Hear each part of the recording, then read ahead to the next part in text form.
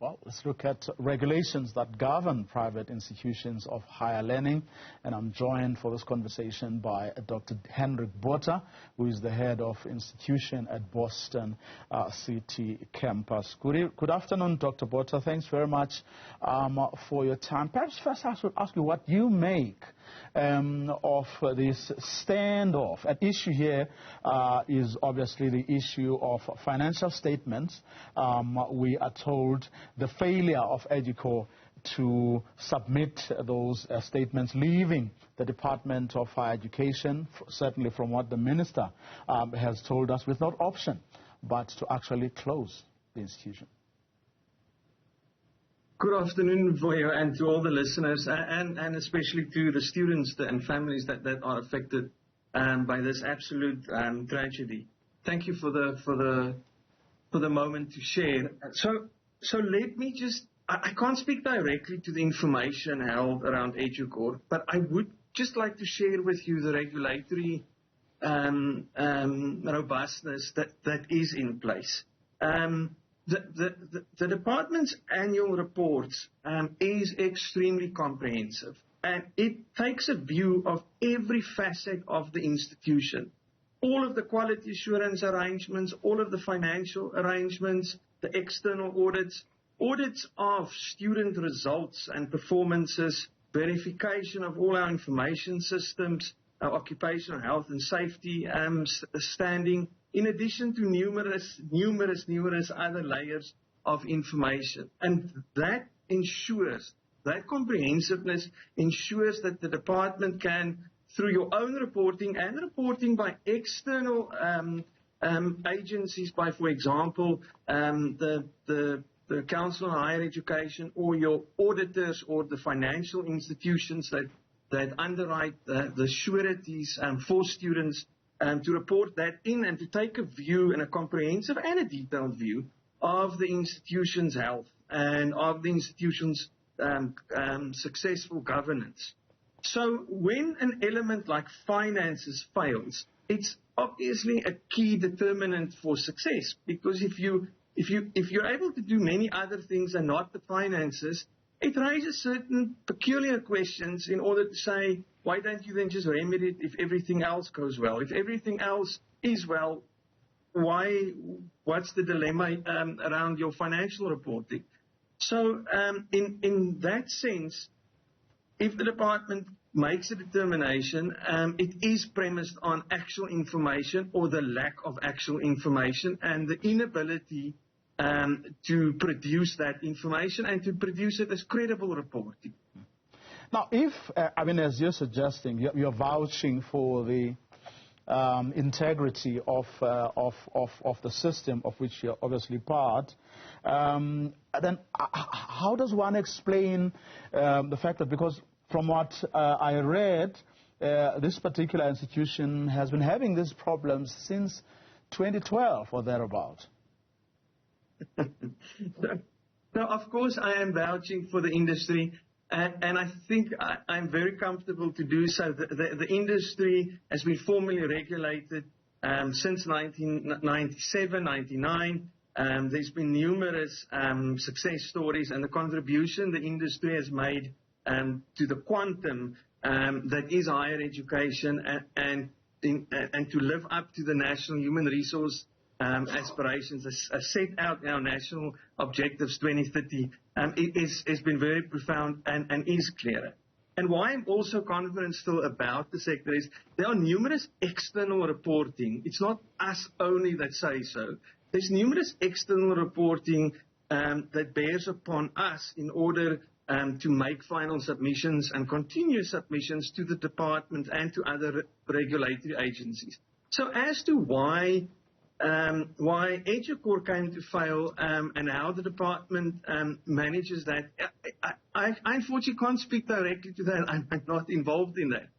But what is true is what Dr. Esak mentioned this morning. The department's view is of a developmental nature. The department wants to build industry and to build the sector and to build small players and medium-sized players and larger players to contribute in its entirety to the human resource development of South Africa.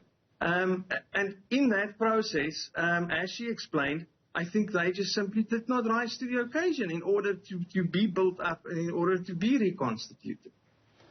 But how vulnerable is this sector to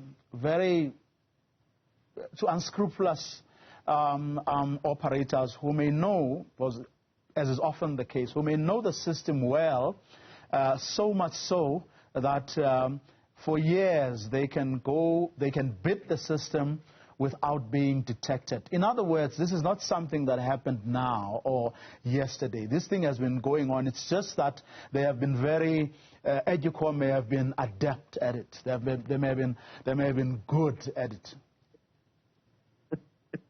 So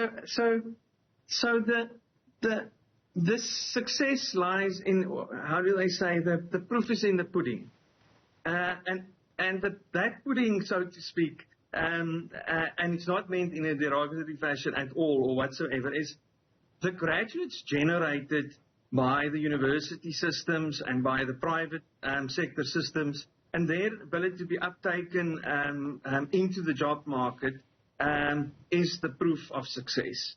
So that there may be an unscrupulous provider, sure, or maybe a provider becomes unscrupulous, sure, and that's the function of the regulatory regime to weed that out and to minimize that impact. So, for example, one way that it's minimized is in the financial sureties that an institution puts forward. And these financial sureties, so by way of example, at Boston City campus, the financial sureties is in the tens to hundreds of millions of rands as a guarantee if the institution should fail.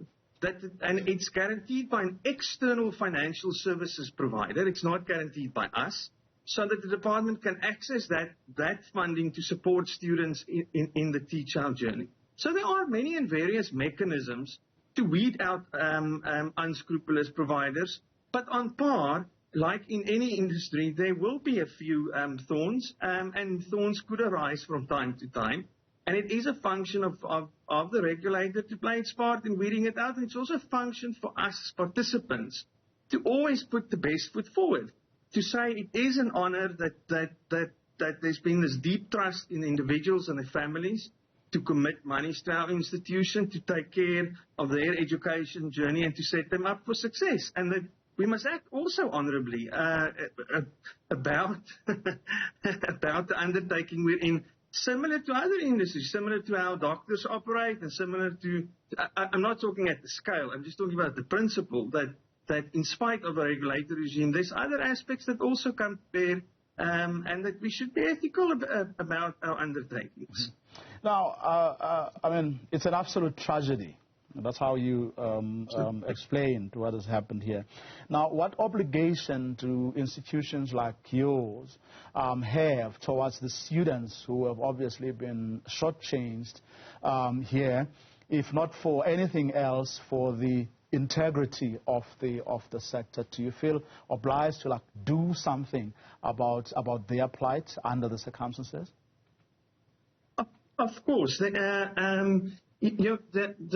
The system is also only as strong as the weakest link in the chain of the system.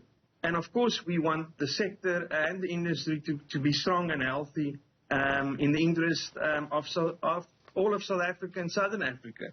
So, fortunately enough, South Africa is a very progressive, let me call it, regulatory environment, and especially in higher education, there's national policy on recognition of prior learning and on credit accumulation and transfer.